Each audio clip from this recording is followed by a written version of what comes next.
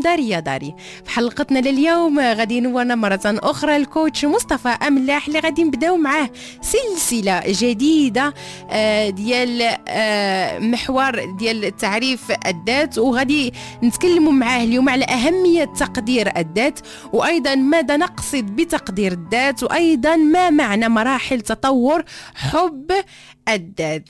إذن كوتش مصطفى أملاح، صباح النور عليك. صباح النور أستاذ عائشة، أنا جد سعيد أنني نتواجد معك مرة أخرى في هذا البرنامج المتميز، ومرحبا بالمستمعين الكرام في لقاء جديد من لقاءات ديال التنمية الذاتية. واليوم إن شاء الله غادي نبداو سلسلة جديدة بعنوان تعزيز التقدير الذاتي، اللي هو من أهم المواضيع اللي خص الإنسان يعطيها واحد الأهمية كثيرة، كما غادي نشوفوا لأنها كتأثر على حياتنا بشكل عميق جدا. لهذا كل ما قدرنا ذواتنا غادي نشوفوا بأن حياتنا غادي تولي أفضل بكثير إن شاء الله. كوتش مصطفى، إذا تفضل كوتش مصطفى. شكرا مجددا أستاذ عائشة. إذا كما قلنا فإن التقدير الذاتي من أهم المواضيع الحياتية، وخص كل واحد فينا يعطيه أولوية في حياته، لأن من خلال التقدير الذاتي حياتك غادي ترجع أفضل إذا كنت مقدر ذاتك. وإذا ما كنتش مقدر ذاتك غادي نلاحظوا بأن غادي يكون هناك تأثيرات سلبية كثيرة على حياتنا كما غادي نشوفوا بعد قليل. إذا التقدير الذاتي هو مفتاح ديال السعادة والنجاح كما غادي نشوفوا إن شاء الله في هذه اللقاءات كاملين.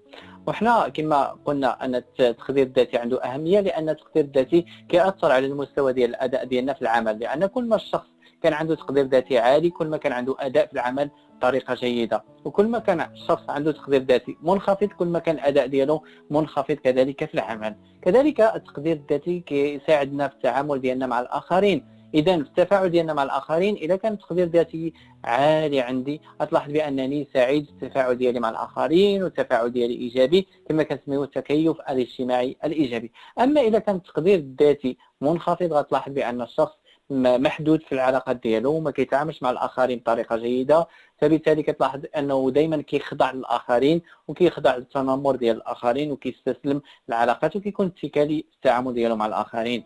كذلك التقدير الذاتي كيأثرنا على العلاقات ديالنا والتأثير ديالنا في الآخرين. كل ما كان عندي تقدير ذاتي عالي كتلاحظ بأن الشخص عنده تأثير ديالو في الأطفال ديالو، تأثير إيجابي في العلاقة ديالو الزوجية إلى غير ذلك والمهنية والاجتماعية. أما إذا كان عندك تقدير ذاتي منخفض تلاحظ بأنه كذلك كينعكس في العلاقة ديالك مع ولاداتك، ما كيشوفوكش نموذج، فبالتالي كلامك ما كيكونش مسموع إلى غير ذلك. حتى الزوج ديالك أو الزوجة ديالك إذا ما كانش مقدر، أنت ما مقدرش ذاتك، كتلاحظ بأنه كيأثر سلبا في العلاقة ديالك، والتأثير ديالك في العلاقة ديالك كيكون تأثيرا سلبيا. اذا هادو من بين اهم الامور كما شفنا. كذلك التقدير الذاتي كيأثرنا على الصحه النفسيه. الشخص اللي مقدر ذاته كتلاحظ بانه سعيد مع ذاته، كيحس بالرضا على ذاته، كيحس بانه اهل للثقه، كيحس بانه مستمتع بالحياه، كينظر نظره ايجابيه لذاته، وكينظر نظره رائعه تجاه الاخرين، وكينظر نظره مشرقه للحياه. اما اذا كان عندك تقدير ذاتي منخفض غتلاحظ بانك ما كتلوم راسك وكتجلد راسك وكتشوف راسك نظره سلبيه تجاه راسك، وكذلك نظره سوداويه للحياه، وكذلك كتلاحظ بانك تسقط على الاخرين، وهذا بطبيعه الحال يعود بانه عندك صحه نفسيه غير جيده. اذا كذلك الصحه النفسيه ديالنا مرتبطه بالتقدير الذاتي. اذا كما لاحظتوا يعني بشكل عام اهميه الموضوع. لكن اذا شفنا المخاطر ديال التقدير يعني اجي نشوفوا المخاطر ديال التقدير المنخفض للذات، لانه كيأثرنا على ذاتنا بشكل عام، كيأثرنا على الافكار ديالنا، وكيأثرنا على المشاعر ديالنا، وكيأثرنا على حتى على السلوكيات ديالنا. اذا الشخص اللي ما كيقدرش ذاته التفكير ديالو كيرجع تفكير محدود، تفكير دائما كتلاحظ بانه الاطار الذهني ديالو كيقول لك انا ما كنقدرش ندير هذه الامور، دائما كتلاحظ بانه كيستصغر من ذاته وكيلاحظ بان الامور دائما صعيبه. كذلك انخفاض في التقدير الذاتي كيخليك انك ما كتعاملش مع الحياه بطريقه فعاله. كذلك التفكير ديالك كيولي انك انت دائما كتحس بانك ما قادرش تقوم باداء مهمات معينه، ما تقدرش تتفاعل مع الاسره ديالك، ما تقدرش تربي الابناء، ما تقدرش، دائما كيخليك انك تشوف راسك اقل من الاخرين.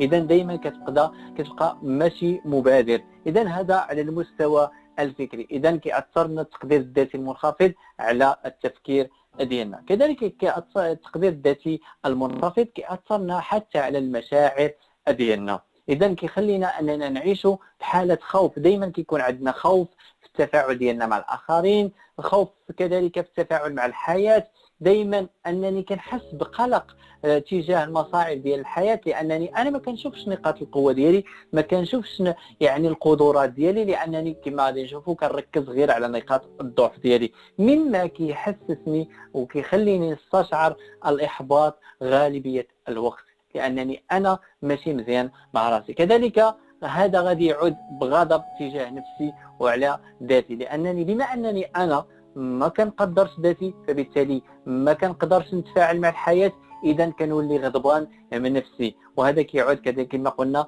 ان هناك خوف من المجهول، وكذلك ما كنقدرش نتفاعل مع متطلبات الحياه. كتلاحظ بانني اي حاجه خبر كنسمعو كنحس بانني كنتزعزع، لانني انا ما واثقش في القدرات ديالي. كذلك كنفتقد للشجاعه، وانني المعنويات ديالي دائما معنويات منخفضه. اذا شفنا ان التقدير الذاتي كيأثرنا على الاطار التفكير ديالنا، وكذلك كيأثرنا على المشاعر ديالنا، ثم كذلك كيأثرنا حتى التقدير الذاتي المنخفض كيأثرنا على السلوكيات ديالنا، فبالتالي ما كنبقاوش نكونوا ايجابيين، ما كنتفاعلوش مع الحياه، ما كنبداو نسوفوا الاشياء، ما كنبقاوش كنبقاو كذلك كانوا مترددين في التفاعل ديالنا مع الاشياء. كذلك كنتجنبوا التغيير والتفاعل ديالنا مع الحياه والتجدد ديالها. كنلاحظوا باننا ما كنقدروش نعطيو اقتراحات جديده، لان كنخافوا من الاقتراحات ديال التغيير، لهذا كنعيشوا في واحد الدائره اللي كنسميوها دائره الاعتياد. واخا تقدر تكون دائره ديال الاعتياد غير جيده، اللي هي مثلا عندي صعاب، عندي مشاكل، عندي تحديات، لكن بما انني انا ما كنقدرش ذاتي، فبالتالي ما كنشوفش انني كنستحق حياه افضل. وهنا نلاحظوا بان التقدير الذاتي كيخليك انك تحس ان الحياه ممكن تعيش احتمال افضل، ممكن تلقى علاقه افضل. يعني شحال من واحد ما قادرش يغير علاقات، ما قادرش يكتشف علاقات جداد، ما قادرش يكتشف خدمه جديده، لانه ما واثقش من نفسه، ما مقدرش ذاته، لان الثقه في النفس نتيجه للتقدير الذاتي. لهذا كتلاحظ بانه دائما كيبدا يدير نفس الاشياء واخا هو كيعاني فيها. اذا كما لاحظتوا بان التقدير الذاتي المنخفض كيأثر سلبا على حياتنا، سواء فكريا او نفسيا او حتى سلوكيا. اذا شنو كنقصدوا حنا بالتقدير الذاتي؟ شنو هو هذا التقدير الذاتي اللي كنهضروا عليه؟ التعريف ديال التقدير الذاتي هي واحد القيمه كنعطيوها لذواتنا، كل واحد فينا عاطي واحد القيمه معينه، هذه القيمه تقدر تكون مزيانه وتقدر ماشي تكون مزيانه، وهذه القيمه هذه كترجع عندنا واحد صوره ذهنيه على ذواتنا. كل واحد فينا الان راسم صوره ذهنيه على ذاته، هذه الصوره هذه الذهنيه اللي راسم على ذاته تقدر تكون قريبه لحقيقه ذاته، تقدر تكون بعيده لحقيقه ذاته. كل واحد فينا راسم صوره ذهنيه على القدرات ديالو، كل واحد فينا راسم صوره على ذاته على نقاط القوه ديالو، كل واحد فينا كيشوف الاشياء اللي قادر يدير والاشياء اللي ما قادرش يدير. هاد الاشياء اللي كنرسموا على ذواتنا كنسميوها التقدير الذاتي، كنسميوها القيمه الذاتيه. وهذه القيمه الذاتيه اللي كنعطيوها ذواتنا كيعطينا واحد الاحساس تجاه ذواتنا. اذا كنا مقيمين ذواتنا بطريقه جيده، يعني حنا عاطين قيمه حقيقيه لذواتنا، يعني كنشوفوا الاشياء اللي السمات اللي فينا الايجابيه والسلبيه، نقاط الايجابيه والسلبيه، كذلك السلوكيات الايجابيه والسلبيه. كل ما كان عندنا احساس تجاه ذواتنا مزيان او غير مزيان. اذا كل ما قيمت تقييم صحيح لذاتي، كل ما كان احساس ذاتي تجاه ذاتي كان احساس جيد، وهذا غادي يرجع عندي تفكير مزيان،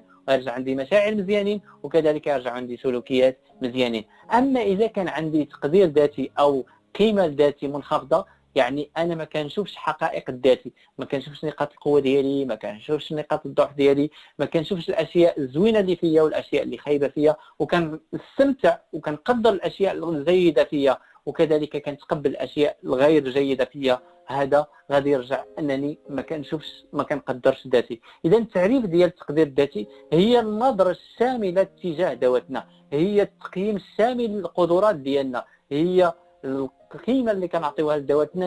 هذه القيمه اللي هي نتيجه من السمات والسلوكيات ونقاط القوه، وهذه القيمه اللي كنعطيوها لذواتنا كتعطينا احساس تجاه ذواتنا، الاحساس ديال اتجاه ذاتك. الا كنت انت كتنتقد ذاتك طيله الوقت، ما كتقدرش تحب ذاتك، ما كتقدرش تثق في ذاتك، اذا انت ما مركزش على التقدير الذاتي. التقدير الذاتي هي النقطه الاساسيه في التغيير الشامل، هي النقطه ديال هي النتيجه، يعني الحب ديال الذات هي نتيجه للتقدير الذاتي، الثقه في النفس هي نتيجه للتقدير الذاتي، الرضا على الذات هي نتيجه للتقدير الذاتي.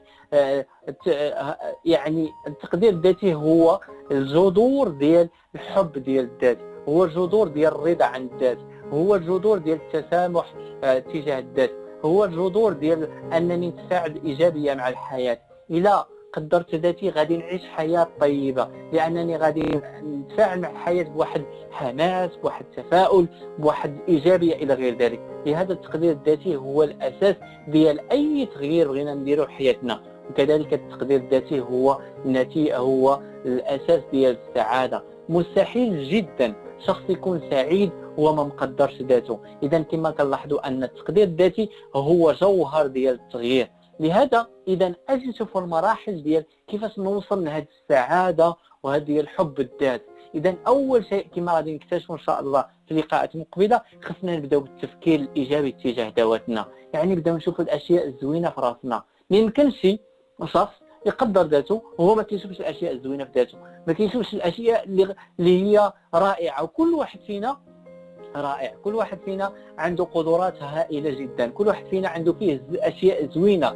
واخا كما كنتي غادي يكون فيك اشياء زوينه، كما كنتي يعني نفترض انت تكون اسوأ واحد في الكون، رغم ذلك غادي تلقى بانك عندك اشياء زوينه، عندك اشياء كتستحق انك انت تعطيها قيمه وتقدرها. اذا اول حاجه نبدا نشوف الاشياء الزوينه فيها. نجلس اليوم بالليل او دابا من اللي تسمع يعني الفيديو او تسمع يعني تسمعنا من خلال الاذاعه، تجيب واحد الورقه، ممكن حتى في الهاتف ديالك، وتكتب واحد 20 خصله فيك مزوينه، وكذلك 10 سلوكيات زوينين كديرهم، وواحد كذلك واحد مجموعه من الاشياء نقاط القوه اللي عندك. اذا كتب على جيب السيل ورقه وبدا تكتب على الاشياء اللي زوينه فيك، وتبدا كل مره تبقى تفكر فيهم. كما ان غادي نهضروا ان شاء الله مستقبلا على واحد الحاجه سميتها الناقد المرضي، دائما كيفكرك الاخطاء اللي درتي، الاشياء الخايبه اللي فيك الى غير ذلك. الان اجي نوجهوا التفكير ديالنا، لان التفكير الايجابي شنو هو؟ هي القدره على انني نوجه العقل ديالي على الاشياء الزوينه سواء في ذاتي وفي الاخرين. بما ان الان كنهضروا على ذواتنا، على التقدير الذاتي، اذا اجي نوجهوا العقل ديالنا تجاه يعني اتجاه الاشياء الزوينه فينا. وهذا غادي يحس، وملي كنهضروا على الاشياء الزوينه فينا ما كنهضروش غادي نهضروا على الاشياء غير وهميه، لا، غادي نهضروا على الاشياء اللي كنديروها، سلوكيات زوينه كنديروها، واخا تقدر تكون بسيطه، ولكن شحال من واحد حاجات اللي كنعتبروها انها بسيطه، لكن شحال واحد ما قدرش يدير داكشي اللي كنديروه. يعني نبدا نقول نجمع الاشياء اللي هي زوينه فيا، مثل انني كنقوم بواجبات ديالي، انا كأب كنقوم بواجبات ديالي، كنقوم بواجبات دينيه، هاد امور اللي هي انت كتعتبرها عاديه ولكن هي امور عظيمه جدا. نحاول انني نوجه التفكير ديالي تجاه هذا الموضوع هذا، وهذا غادي يعزز التقدير الذاتي عندك. لان كل واحد فينا شاف حاجه زوينه فيه كيزيد في الرصيد البنكي ديالو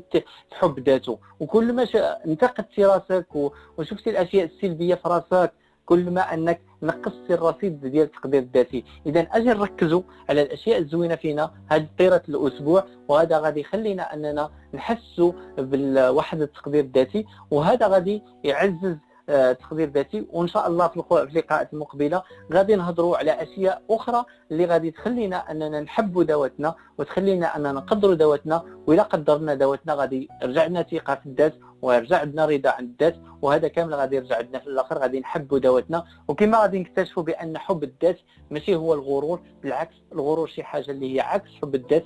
المغرور اصلا كيشوف شي حاجات في ذاته اللي هي ما كايناش، او كيعظم الاشياء اللي هي بسيطه جدا او هي اللي كيمتلكوها غالبيه الناس، وكيعتقد انه ما غير هو اللي كيمتلكها. اذا نديروا هذا التمرين هذا اللي هو تمرين ديال انني نحاول ان طيله الاسبوع كل مره نذكر نفسي بالاشياء الزوينه فيا، ونبدا نلاحظ الاشياء اللي كنديرها ونقدرها. شحال من واحد كيدير اشياء رائعه وما كيقدرهاش، لكن غير يدير واحد الخطا بسيط كتلاحظ بانه كيلوم ذاته. علاش؟ بنفس الطريقه. اذا كما انني كنعظم الاخطاء ان صح التعبير، اذا نعظم حتى الاشياء اللي كنديرها زوينه. اذا هذا بشكل عام الاشياء اللي مهمه في التقدير الذاتي. قلنا بان التقدير الذاتي كيأثر في الاداء ديالنا، كيأثر في العلاقه ديالنا بذواتنا وبالاخرين، كيأثر